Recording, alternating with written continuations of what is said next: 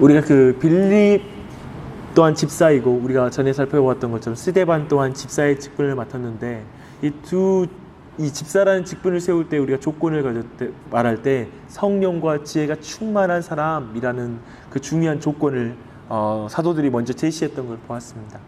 특별히 오늘 본문 자체도 철저하게 성령께서 이 모든 걸 주도해 가시고 이 모든 것 가운데 섭리하고 계시다라는 걸 정말 자세하게 본문 전체가 도드라지게 특징적으로 드러내고 있습니다. 강조하고 있는 것이죠. 근데 오늘 보면 주의 사자가 이 가운데 명령하여서 움직이는데 사실은 그 이유에 대해서는 제시하지 않아요. 그저 이 명령을 들었을 때 빌립은 순종할 뿐이죠. 그래서 도착한 것이 광야예요. 너무나 이해할 수 없는 인도함이죠. 하지만 거기에서 당시의 강대국이었던 에디오피아, 그리고 그 간다게라는 건 마치 파라오와 같이 그 에디오피아 왕에 대해서 총칭하는, 특별히 여왕, 에디오피아는 여왕인데 그 여왕의 이름을 총칭하는 그냥 이름이에요. 그래서 그 간다게의 가장 큰 그 국고를 맡은 넷이 굉장히 높은 지위, 고위 관리였어요. 아마 그래서 이 사람이 수레를 끌었다고 하는데 이건 분명히 그 신하들과 수행원들과 같이 이 일 가운데 지금 지나가는 과정이었을 것입니다.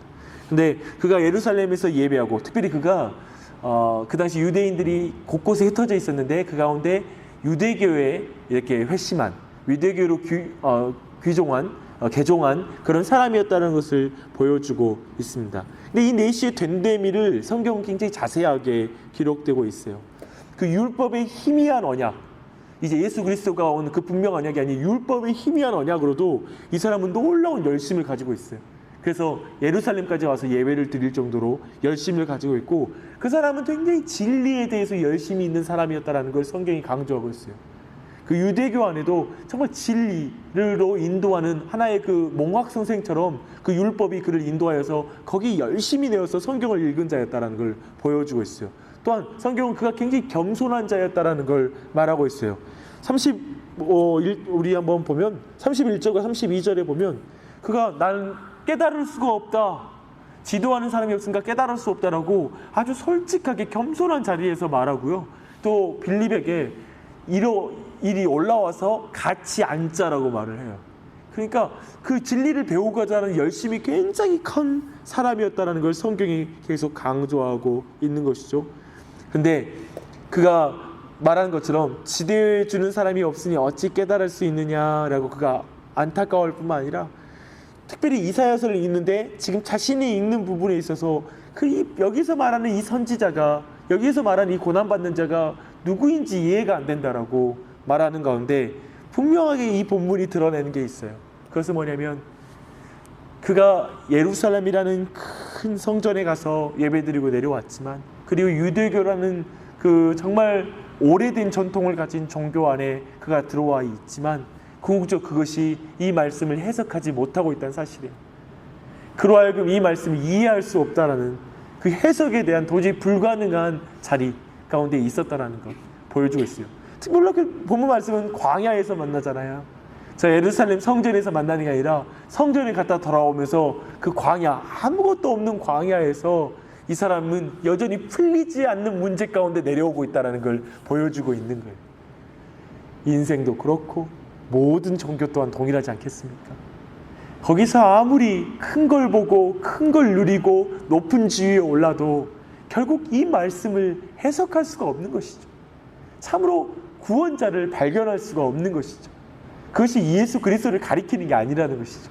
가르쳐준 선생을 아무리 세상 속에서 발견하고자 해도 만날 수가 없다는 것이죠. 근데 광야에서 만난다. 성령님이 인도하시면 광야에서도 선생을 만나고, 성령께서 인도하시면, 하나님께서 섭리하시면 아무것도 없는 정말 절망적인 상황 속에서 우리는 예수 그리스도를 만날 수가 있는 것이죠. 그 놀라운 것들을 이 가운데 지금 사도행전의 놀라운 역사 가운데 그걸 강조해서 보여주고 있는 것입니다. 그리고 이젠 빌립은 그가 말한 그 이사야서를 통하여 이젠 예수 그리스도를 가르쳐 복음을 전합니다.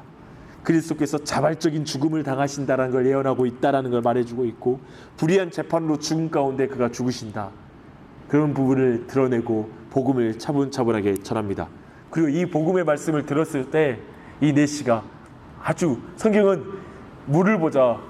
이제 내가 저기 세례받는 것이 뭐가 거리낄 일이 있느냐라고 말하면서 그 안에 급진적인 그 변화가 있었고, 그리고 그 가운데 하나님께서 정말 그가 정말 세례를 받고자 하는 그 마음이 있는 정도로 그 변화가 있었다는 걸 분명하게 보여주고 있습니다. 매우 적극적이죠. 오늘 이 본문 전체에 이런 놀라운 변화를 보면서 성경에서는 참 중요한 대조를 해주고 있습니다.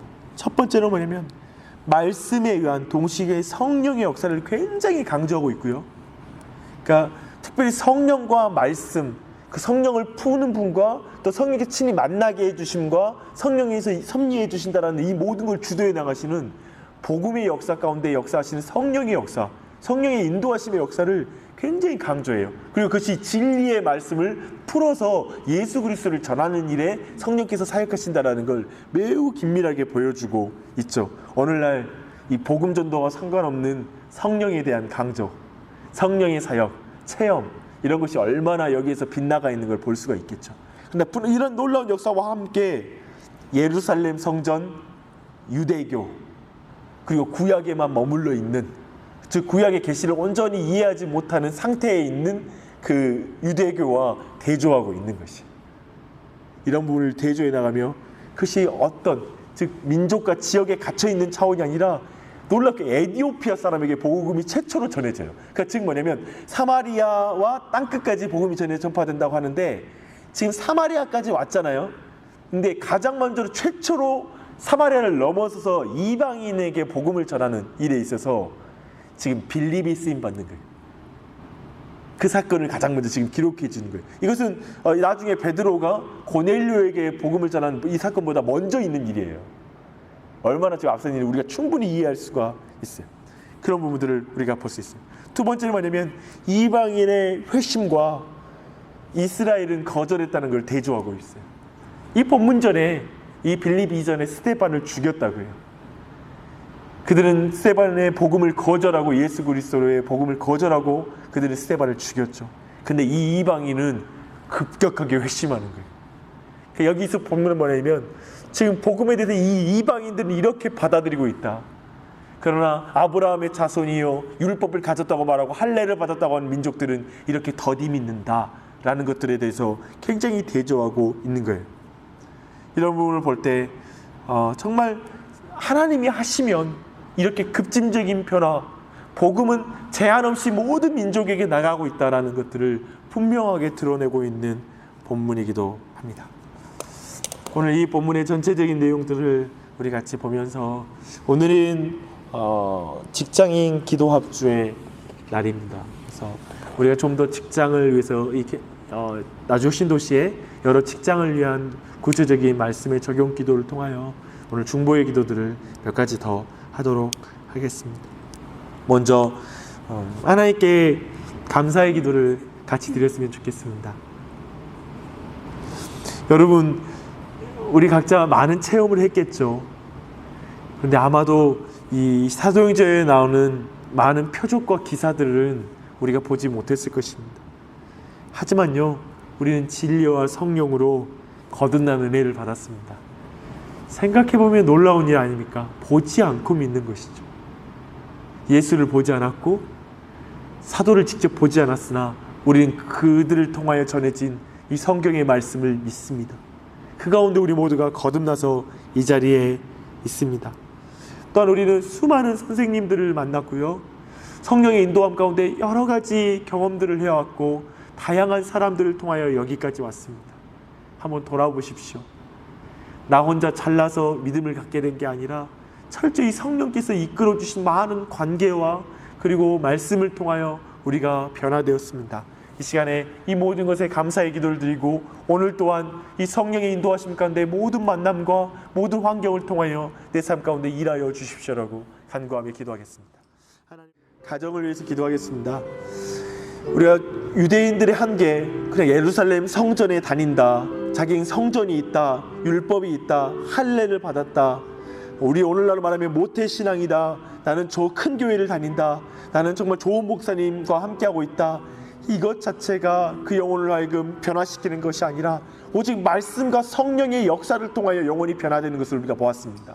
그것처럼 우리 가정의 자녀들이 주님 오직 말씀과 성령으로 종교인이 아니라 참된 거듭난 아이들을 될 수 있도록 같이 기도하십시다. 그리고 참되게 정말 이 말씀과 성령으로 우리 온 가정을 새롭게 해달라고 이 시간 간구의 기도를 드리겠습니다.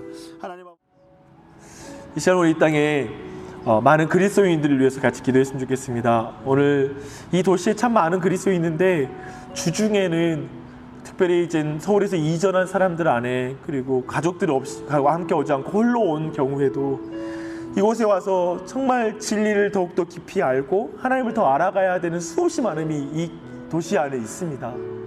그런데 또 이주한 사람들 안에서도 교회를 정하지 않고 집에서 예배드리는 사람이 많다고 합니다. 그냥 인터넷으로 그렇게 보면서 신앙을 이렇게 유지하고 있는 것이죠. 그리고 또 이곳에 많은 사람이 왔으나 정말 마땅히 말씀 가운데 양육받지 못하고 주중에도 기도하지 않고 그리고 하나님을 의지하는 그런 삶을 살지 못하고 있는 그런 사람들이 있습니다. 이 시간 우리 기도하실 때 하나님 그들 안에 구체적으로 교회 가운데 나아갈 수 있게 해달라고 기도하십시다. 이곳에 세워진 교회들에게 찾아가고 공동체에 속하는 자리에 서서 좋은 믿음의 동료와 선생을 만나고 그리고 영적인 아비들을 만나서 함께 신앙이 자라갈 수 있도록 기도하십시다. 또한 그들에게 하나님께 성령께서 인도하셔서 좀 이곳에 많은 사람들에게 성경을 공부하고 싶은 사람에게 공부를 함께 할 수 있는 사람을 보내주시고 정말 하나님의 진리를 들어야 될 사람에게 진리를 전할 사람들이 나아갈 수 있게 해달라고 이 땅에 먼저 신자들이 교회들이 바르게 서서 그들에게 복음과 말씀을 가르쳐 나가는 진리와 성령의 공동체로 다가가는 그런 교회들이 될 수 있도록 함께 기도하겠습니다. 하나님 아버지, 네, 시간에 우리 학교나 그리고 직장 안에 있는 신우회들을 위해서 기도했으면 좋겠습니다. 정말 신우회들 안에 단순히 그리스도인들끼리 모여서 같이 예배하는 수준을 넘어서 참 복음을 전하는 오늘 말씀처럼 정말 빌립을 이끌어서 결국 이방인에게 정말 저 에디오피아 그 내시에게 복음을 전하여 놀라운 복음이 에디오피아의 기독교 역사는 굉장히 오래됐거든요. 실제로도 그 에디오피아 그 내시를 통하여 복음의 확장이 있었던 것이죠. 그렇게 하나님께서 사용하셨던 것처럼 하나님께 기도하실 때 하나님 정말 모든 신우회들 가운데 그것을 이끌어가는 많은 믿음의 사람들에게 먼저 이 성령과 지혜로 충만하게 하여 주시옵소서. 그리고 그 복음의 놀라운 확장 가운데 쓰임받게 해주시고 복음을 전하는 신우회가 되게 해달라고 하나님 앞에 간구하십시다. 하나님 아버지, 이 시간에는 그 신우회가 세워져 있지 않은 직장들을 위해서 기도했으면 좋겠습니다. 우리 빛가람 초등학교에 우리 선생님 보내주셨는데 이제 신우회가 시작될 텐데 하나님 이 모든 걸음을 위해서 우리가 기도하십시다. 빛가람 초등학교를 중심으로 아직 세워지지 않는 그 직장들이 있는데요. 정말 그것을 세우고 싶어하는 사람들이 있을 거예요. 그 사람들을 세워달라고 먼저 씨앗처럼 쓰임받는 그 사람들에게 은혜를 베풀어 주시고 정말 그들을 통하여 그런 사람들을 붙여주시고 함께 기도할 자, 함께 그 땅을 품고 나아갈 자, 그 땅에 하나님 나라를 이루는 것을 품고 나아갈 자들을 일으켜달라고 이 시간 우리의 기도 또한 씨앗이 되어서 하나님께서 사용하시는 기도가 될 것입니다. 믿음으로 기도하십시다. 하나님 아버지.